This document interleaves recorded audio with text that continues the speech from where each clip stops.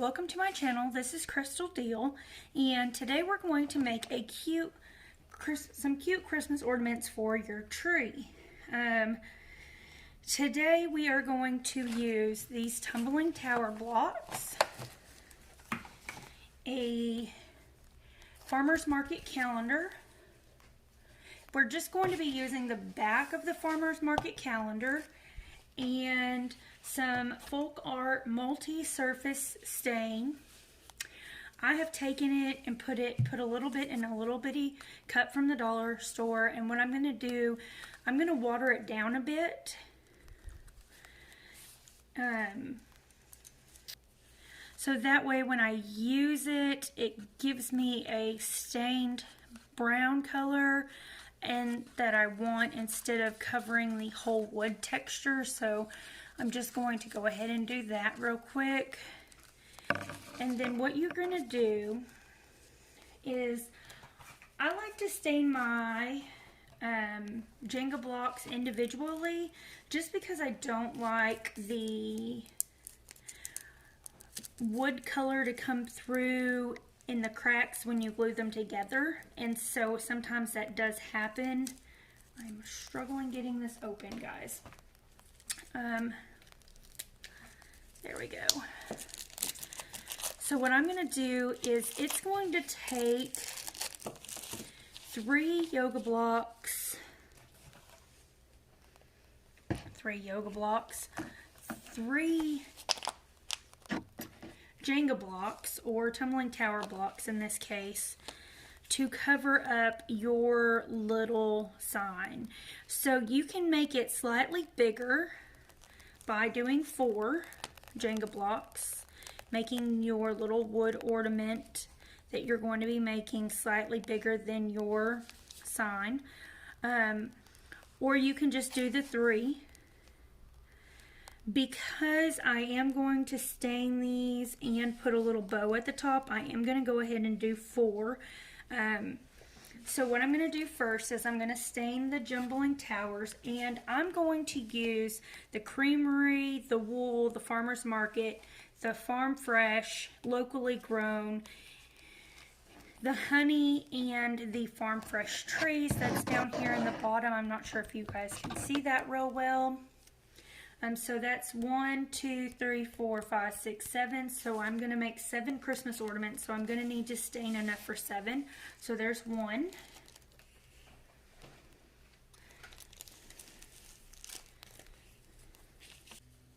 Okay, so I've started staining these, and what I do is I take a baby wipe, just put a little bit of my paint or my stain on there, and then I just take the baby wipe and I rub that stain all over that tumbling tower block.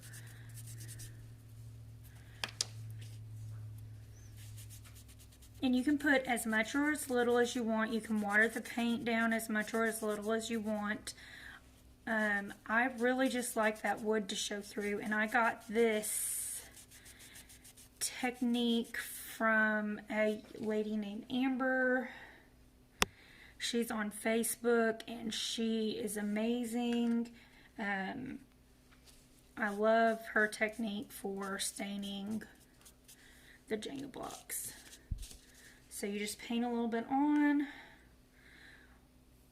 She does it a little differently than I do, just because I like to paint mine on, then wipe it off.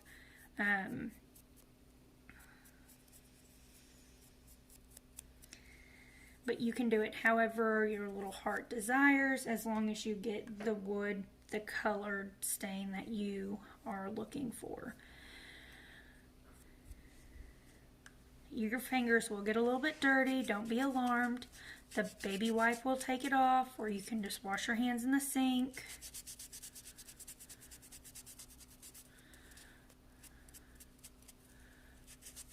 So then they just come out like that, and you just take your baby wipe, and yeah, your baby wipe looks nasty, but you can use it more than one time. You can move sides, or just, if you don't like the way it looks, you can get another one. If it gets too ratty on you, like this one's starting to get holy, so I may fold it over a couple times and use a different point to paint my stain on. You can dip your baby wipe directly into the stain. You can put your paint directly onto your Jenga block. You know, it really all depends on what method works best for you. I don't mind getting my fingers a little bit dirty, so you know, it really doesn't affect me too bad to do it anyway. You can always wear gloves if you don't like to get your fingers dirty.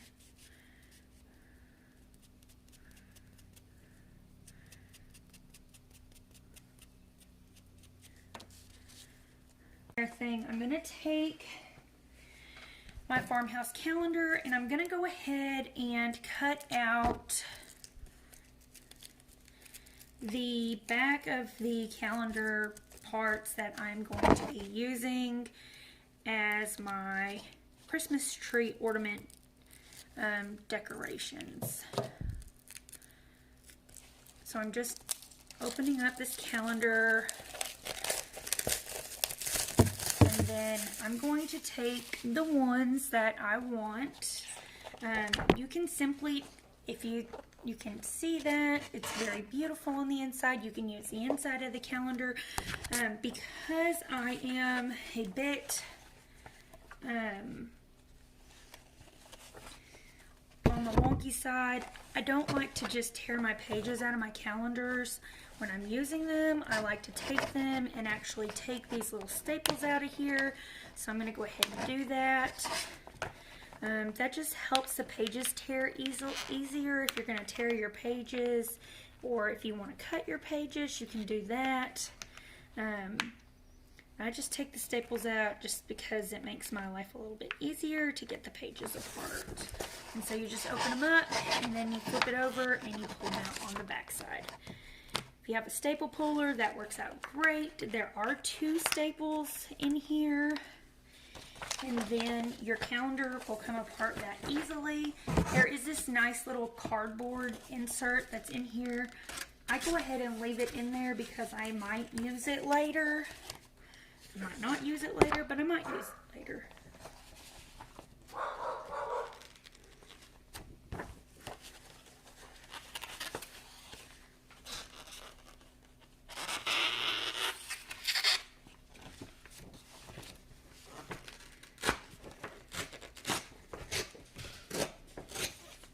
So now that I have this, I'm just going to go ahead and cut out each of these little things here that I want to use.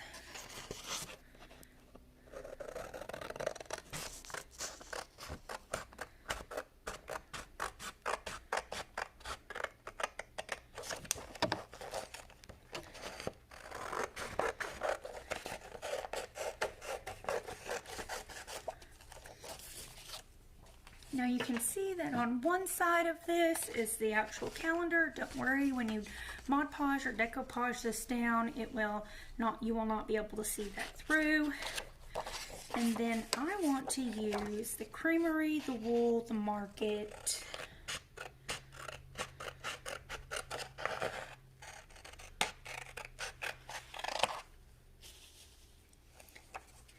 the Locally Grown,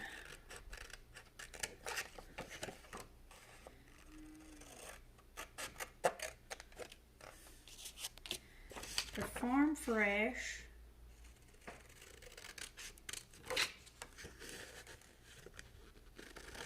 Trees,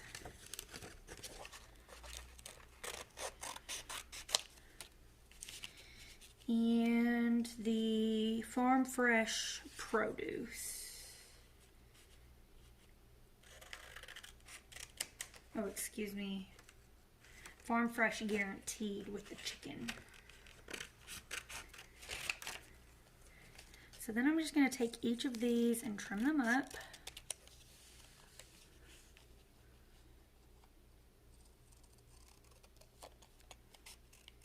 As best I can. They don't have to be perfect.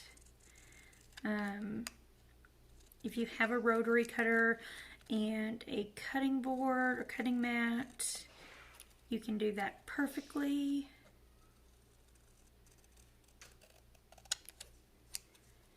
You can get them perfectly straight. I have a rotary color cutter, but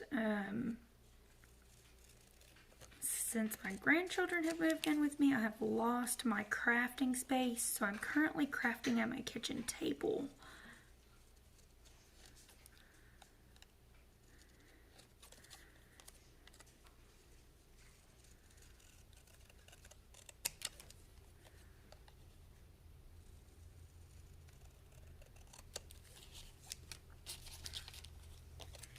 You just want to cut those down as good as you can.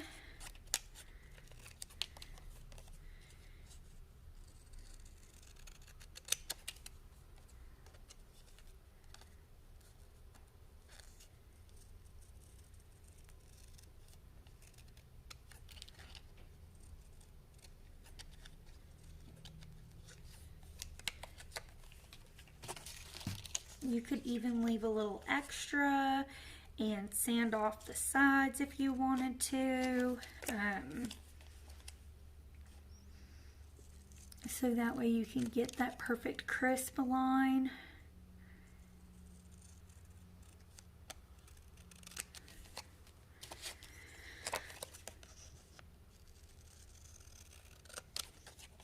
Now the rest of these I'm going to hang on to because I am going to use them for another project later on, but right now I'm just not going to use them.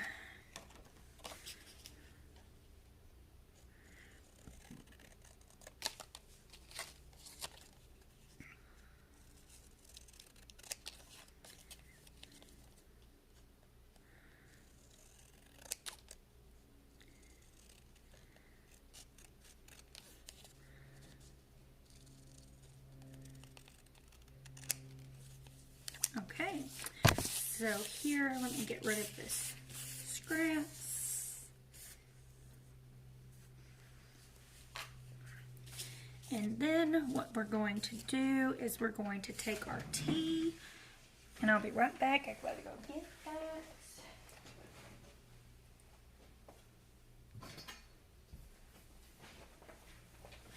I'm going to take the tea from the Dollar Tree. And just to save time today, instead of using wood glue, the wood glue would make this adhere a whole lot better to each other.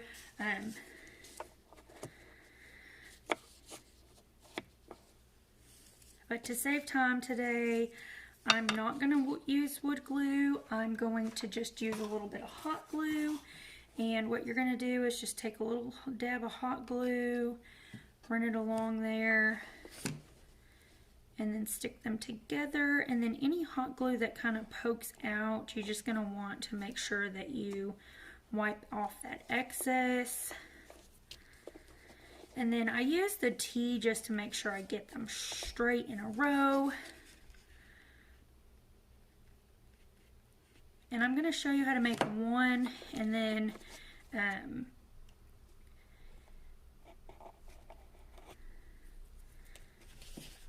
come back and then show you all of them made.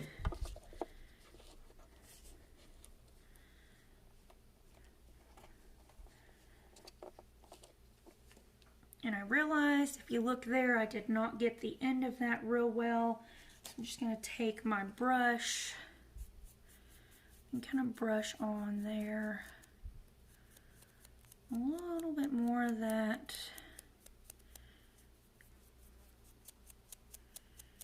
A little bit more of that stain, just to make sure everything looks like I want it to. Okay, and so then I have this cute little thing here, and what I'm going to do next is I'm going to take one of my little calendar pieces. Now you want to make sure that when you put this on here that you're getting the piece on there with all of the words. And you can leave a little bit of space at the bottom if you like. And then what you're going to do once you get this Mod Podge on is what I've got here. I usually just make my own Mod Podge. And in order to do that, you just take some glue, some Elmer's glue and some water, and you just kind of mix it equal parts together. Okay, and this calendar back is really thick, and so I'm going to go ahead and put Mod Podge on my wood surface and a generous amount, and you can use a thicker brush if you'd like. For this little project, a little brush works just fine. And then on the back of my little calendar piece, I'm also going to Mod Podge just to make sure that I get really good, it really adheres good, and also that I can make sure I can get all of the wrinkles out of it. A little bit of hot glue or something there. So there's that. And then I'm just going to take it and stick it on where I want it. And I want it right there. It looks good.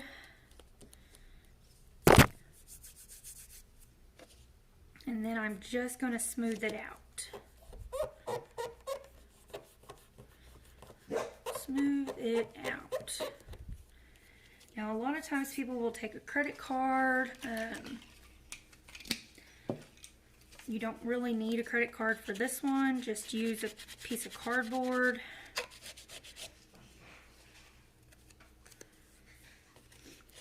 Piece of cardboard or something just to kind of smooth it out so you don't get any wrinkles. Make sure everything is sealed nice. And then once that's dry, I'll go back and take off that edge there that's left. If you like that edge and you like the way it looks, you can go ahead and just kind of Mod Podge it down to the side there. I'd like both sides to look woodland looking, so I'm going to go ahead and take that off once it's dry. So I decided to only do 6 of these little ornaments instead of 7, and I think they are adorably precious. But for each of them, I want to dress them up a little bit, and so I'm going to add a little jute twine bow. And you just take your 2 fingers and you just simply, or maybe 3 fingers, depends on how big you want it. You just simply wrap it around your fingers a few times. And then once you've got that, you take it and you split it in half and you wrap it around the center a few times. And then you cut it off.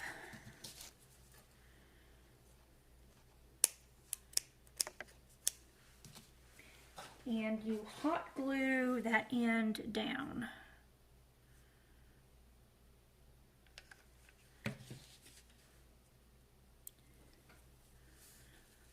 Then you hot glue that end down. And then you can fluff it out.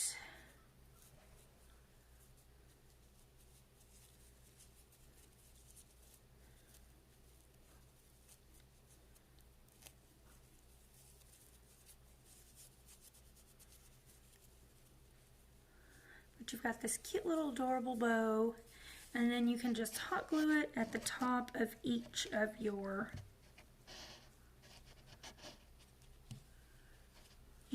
Christmas ornaments. You could do this in red, you could do this in green, you could paint the wood blocks any other color you like.